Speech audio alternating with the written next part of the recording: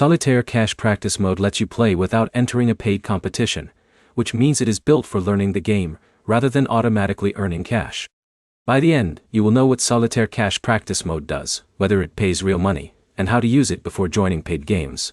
Practice Mode is different from paid Solitaire Cash games because it does not require the same type of entry decision. It gives you a way to understand the gameplay, practice your moves, and become familiar with how the app works. Section 1. What Practice Mode is for. Practice Mode is useful when you want to learn the basics of Solitaire Cash without immediately entering a paid game. You can use it to understand the controls, card movement, and overall game flow. This is especially helpful for new players who want to know how the game works before deciding whether they want to play paid competitions. Section 2. Does Practice Mode pay?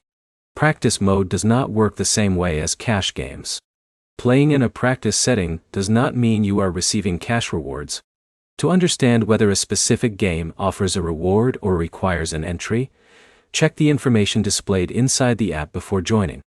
The easiest way to avoid confusion is to identify the game type before you start. Practice Mode is for improving your gameplay, while paid games require reviewing the entry details before participation. Section 3. How to use Practice Mode effectively.